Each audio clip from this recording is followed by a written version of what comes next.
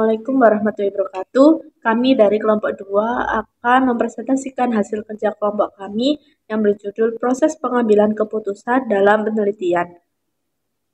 Yang beranggotakan Talita Salsabila, Verlina Septia, Dita Cahya, dan Ira Cahyanti. Oke, langsung saja kita mulai. Apa sih proses pengambilan keputusan dalam penelitian itu?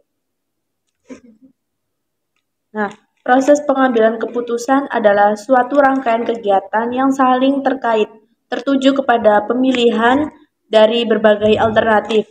Nah, langkah pengambilan keputusan ini dapat bervariasi, namun pada dasarnya akan meliputi beberapa kegiatan. Yang pertama yaitu merumuskan masalah penelitian, menyusun model penelitian, pengumpulan data, pencarian dan penguji solusi, menganalisis hasil, dan yang terakhir pengambilan keputusan.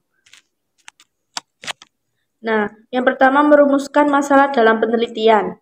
Merumuskan masalah adalah langkah awal yang sangat krusial dalam sebuah penelitian. Ini seperti menentukan tujuan perjalanan sebelum kita memulai perjalanan itu sendiri. Nah, rumusan masalah yang baik akan menjadi panduan bagi seluruh proses penelitian. Nah, lalu rumusan masalah itu adalah pertanyaan spesifik yang ingin dijawab melalui penelitian. Pertanyaan ini harus jelas, terukur, dan relevan dengan bidang studi yang diteliti. Nah, merumuskan masalah penelitian ini sangat diperlukan dalam rangka pengumpulan latar belakang informasi untuk membahas peneliti dengan lingkungan pembuatan keputusan, yaitu dengan cara yang pertama mengembangkan berbagai alternatif keputusan dan permasalahan. Nah, informasi ini bisa diperoleh dari wawancara materi atau menuliskan kembali pernyataan keputusan dan pernyataan permasalahan. Lalu yang kedua yaitu memikirkan tentang solusi dari permasalahan yang mungkin dijalankan. Kombinasikan pernyataan keputusan dengan tujuan riset. Nah, hal ini dapat membantu memastikan riset apapun yang muncul akan berguna. Nah, cara yang ketiga yaitu berpandangan luas. Hal ini sangat penting sekali untuk mempertimbangkan semua ide sebagai suatu ide yang masuk akal pada tahapan awal penyelesaian permasalahan. Selanjutnya yaitu menyusun model penelitian. Dalam permasalahan yang sering muncul dalam penelitian akan sangat banyak dan beragam. Untuk mengantisipasi semua pengaruh dan dimensi dari permasalahan adalah sesuatu yang tidak mungkin bagi para peneliti. Analisis situasi berakhir ketika peneliti sudah memiliki ide yang jelas tentang tujuan manajerial dari riset, yaitu hasil riset yang dapat menghasilkan lebih dari satu solusi. Dalam perumusan masalah selesai, langkah berikutnya yaitu menyusun model penelitian. Model secara umum adalah abstraksi dari realitas dunia nyata. Biasanya, model menggambarkan hubungan antar variabel. Memberi batasan model sebagai representasi menyederhanakan hubungan antara variabel. Untuk dalam membangun sebuah model, yang pertama variabel harus bisa dijelaskan. Yang kedua, adanya hubungan antar variabel. Yang ketiga, harus ada alasan hubungan tersebut. Yang keempat, adanya skema atau diagram hubungan antar variabel. Desain penelitian adalah blueprint atau kerangka yang membuat peneliti dalam penelitian yang memberikan garis besar dan rincian dari tiap prosedur penelitian, mulai dari pertanyaan untuk masalah penelitian hingga analisis data. Riset dibagi menjadi 3, yaitu exploratory research, yaitu penekanan pada penemuan gagasan dan wawasan. Biasanya metode ini dapat digunakan untuk literatur, experience survey, FGD, secondary data. Dalam penggunaan ini membantu memformulasikan masalah secara lebih tepat. Karakteristik riset bersifat fleksibel dan tidak untuk mencari kesimpulan akhir. Seperti contoh untuk merumuskan masalah apakah konsumen journey berhubungan dengan emotional value.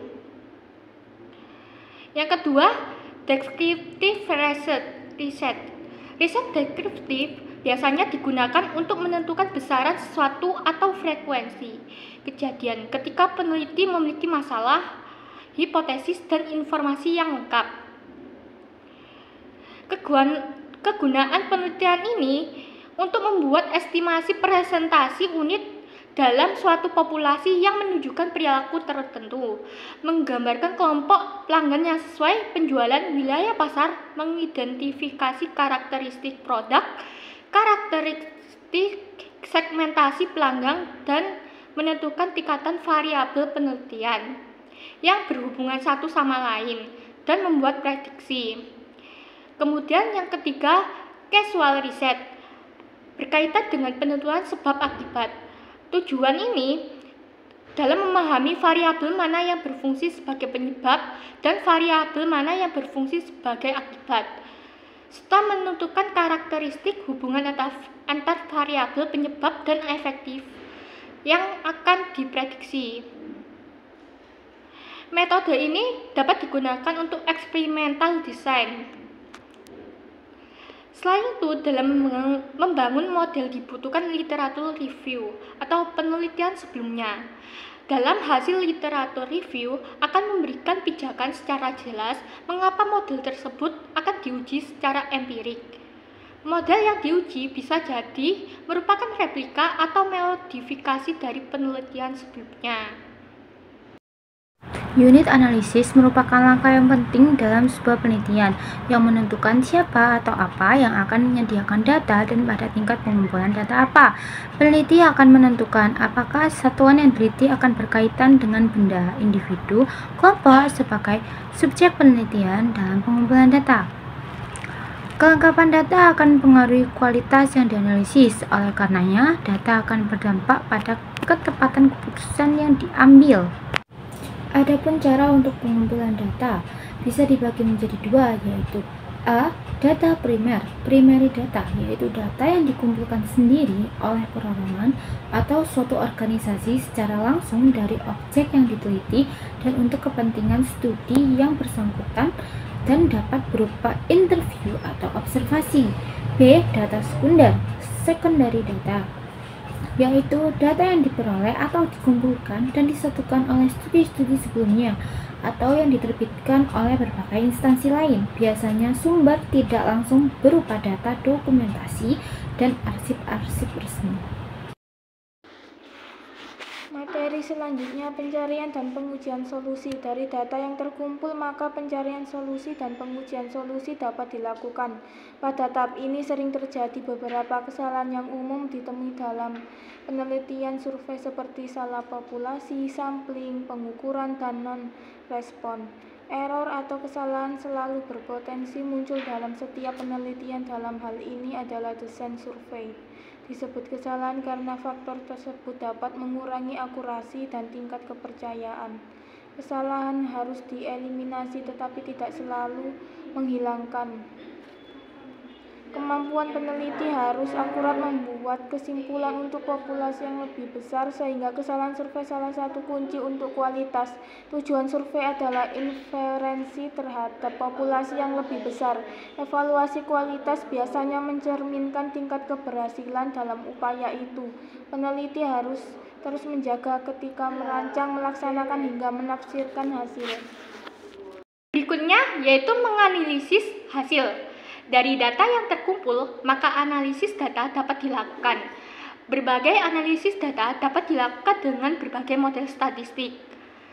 Analisis hasil dapat dilakukan dengan pendekatan statistik, deskriptif, komparatif, dan asosiatif. Selain itu, analisis akan bergantung pada tujuan dan hipotesa penelitian. Saat ini, berbagai software telah ada untuk membantu kita dalam mengolah analisis data. Yang pertama yaitu SPSS, merupakan salah satu program yang paling banyak digunakan untuk menganalisis ilmu sosial. Dalam program ini sering digunakan oleh pemerintah, penelitian kesehatan, peneliti pasar, peneliti pendidikan, dan sebagainya. Selain analisis statistika, SPSS pun dapat mengeksplorasi data yang telah terkumpul dan sebagai prediktif analitik. Yang kedua, Minitab merupakan salah satu program komputer yang banyak digunakan untuk mempermudah pengolahan data statistik. Dalam keunggulan dari program ini dapat mengolah data statistik untuk tujuan sosial dan teknik. Hasil analisis di program Minitab dapat ditampilkan dalam histogram, plot, dan angka. Kemudian yang ketiga yaitu SAS, singkatan dari Statistical Analysis System. Dirancang menggunakan bahasa pemrograman dan dirancang untuk keperluan berbagai bidang dengan fitur melakukan entry data, analisis statistik, peramalan untuk mendukung keputusan, riset operasi, peningkatan kualitas pengembangan aplikasi data. Yang keempat yaitu LISREL, adalah software statistik yang ketiga yang paling sering digunakan dalam bidang akademis maupun praktisi. Salah satu program komputer yang dapat mempermudah analisis untuk menyelesaikan masalah-masalah yang tidak dapat diselesaikan dalam perangkat analisis konvensional. LISREL banyak digunakan dalam berbagai ilmu pengetahuan sosial, sehingga dalam versi terbarunya dibuat lebih interaktif dan mudah, dan memiliki banyak fitur yang cukup lengkap. Kemudian AMOS, yaitu model software untuk mengestimasi model dengan model SEM. Dengan menggunakan AMOS, maka perhitungan rumus dalam SEM akan jauh lebih mudah dilakukan dibandingkan dengan menggunakan perangkat lunak lainnya. Sehingga untuk orang awam bukan ahli statistik akan dapat memahaminya dengan mudah. Selain itu, penggunaan AMOS akan mempercepat dalam membuat spesifikasi, melihat serta melakukan modifikasi model secara grafik. EView adalah singkatan dari Economic View yang merupakan perangkat lunak atau software yang banyak digunakan untuk kepentingan analisis data ekonomi dan keuangan. Software ini banyak digunakan dalam pendidikan, pemerintah, dan industri. EView menyajikan perangkat analisis data, regresi, dan peramalan, atau regression and forecasting. EView dapat memanipulasi data time series. Kegunaan lain dari software ini antara lain adalah analisis data dan evaluasinya, analisis finansial, peramalan ekonomi makro, simulasi, peramalan penjualan, dan analisis biaya. Yang selanjutnya, R software.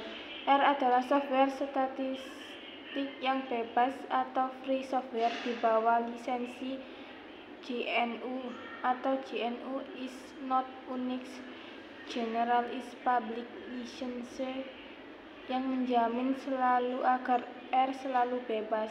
Lebih tepatnya, R bukanlah suatu program statistika, namun sebuah lingkungan pemrograman yang banyak digunakan statistisi. R menyediakan penanganan dan penyimpanan data, mendukung banyak operator perhitungan, menyediakan banyak alat untuk analisis data, menampilkan kemampuan grafikal yang baik, dan merupakan bahasa pemrograman langsung yang didasarkan pada bahasa pemrograman S yang ditulis oleh Rick Becker, John Chambers, dan Alan Wilkes dari AT dan T Bell Laboratories. Nama R diambil dari nama depan penulisnya, yaitu Ross IHK dan Robert Gentleman di Departemen Statistika Universitas Auckland, Selandia Baru. Selanjutnya, Stata. Stata adalah singkatan dari statistika dan data, yaitu program komputer yang digunakan untuk analisa statistika. Program ini dibuat oleh Stata Corp tahun 1985, dirancang untuk keperluan ekonomi, sosiologi, dan epidemiologi dengan berbagai fitur manajemen data, analisis statistika, grafik, simulasi, dan pemrograman. Nah, yang terakhir yaitu pembahasan implementasi hasil dan pengambilan keputusan. Pembahasan dan implementasi merupakan paparan implementasi atau paparan hasil-hasil yang diperoleh peneliti dalam melakukan penelitian, serta menyajikan data dari hasil uji coba program atau produk hasil penelitian beserta pembahasannya. Pembahasan dilakukan dengan cara merujuk dan membandingkan berbagai hasil penelitian sebelumnya dan membandingkannya dengan hasil peneliti yang ada. Sekian presentasi dari kelompok 2, kurang lebihnya kami mohon maaf. Wassalamualaikum warahmatullahi wabarakatuh.